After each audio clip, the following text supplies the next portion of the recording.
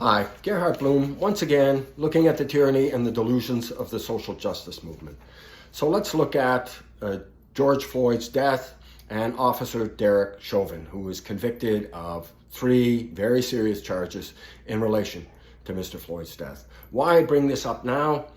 Well, the trial that convicted Derrick Chauvin was held in Minneapolis, the very city in which the death occurred.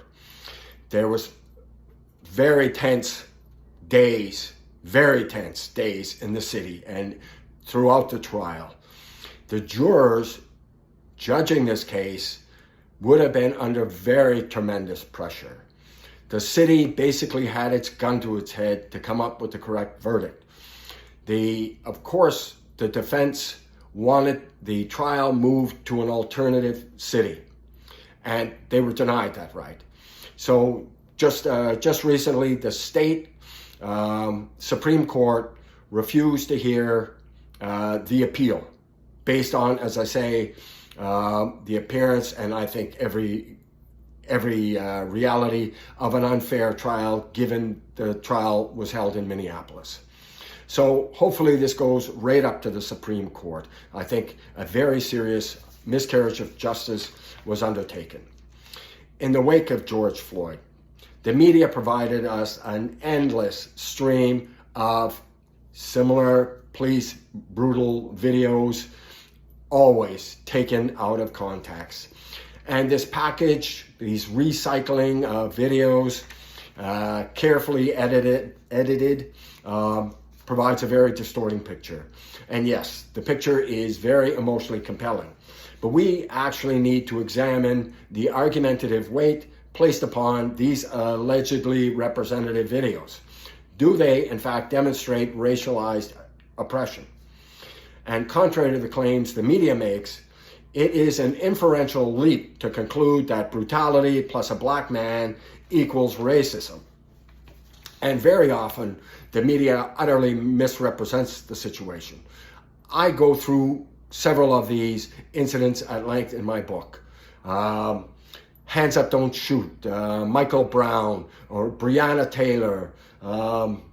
What's the other guy who was going for a knife when he was shot, right? Police warned him several times, going for a knife, his kids are in the car, shot. Joseph Blake, I think. At any rate, I go through several of these at length and deconstructing the nonsense the media is trying to pawn off on you. And as tragic as the Mr. Floyd incident is, no doubt, the stakes go well beyond his death. And as far as that incident is concerned, we don't really know what Mr. Floyd died of. Was he in fact killed by the police? And this is important. Although it seems obvious to the media and to the rioting protesters, the cause of death is far from certain. Mr. Floyd had lethal levels of fentanyl in his system. In fact, he had 3 times the lethal dose. And yes, he was a very big man and his body had built up some tolerance, but he was complaining that he could not breathe before he was placed on the ground. That's right, before he was placed on the ground. And I know you've seen the videos with Officer Chauvin with his knee on his neck. No, that angle of the shot, completely misrepresented. At no time did Derrick Chauvin have his knee on Mr. Floyd's neck. He had him on the back, pinning him to the ground. And if you saw the police officers' interaction with Mr. Floyd, it was impeccable. They treated him with every degree of courtesy and respect. They told him he could sit in the car, they would roll down the windows, but Mr. Floyd said he could not breathe, and he refused to get into the car. And the autopsy, no trauma on the neck or the trachea. Now, you should check out the video of a Mr. Tony Timpa. It was available on Amazon. I watched it, or on YouTube rather. Tony Timpa died under circumstances virtually identical to George Floyd, identical. And this technique, the knee on the shoulders, that's routinely taught in police forces across the United States for excited delirium. When somebody is acting exactly like George Floyd is acting, he's not responding to police commands. He's obviously on something they use this to gain control of the individual. Now, why did Officer Chauvin continue to have his knee on the shoulders? This is an easy one, folks, because if you see the videos of the crowd confronting these officers, it was becoming hostile to the police officers. So instead of being able to train their attention and focus on George Floyd, they have to be worried that the crowd is going to start attacking them. And yes, this can happen. So is the media really helping by telling the public that George Floyd was murdered and it was racist? No, there was absolutely no evidence that racism was involved. None. And at trial, the prosecution stated as much, right? No evidence that the police were racist or that racism had any involvement with Mr. Floyd's death. And yes, so no evidence of racial bias.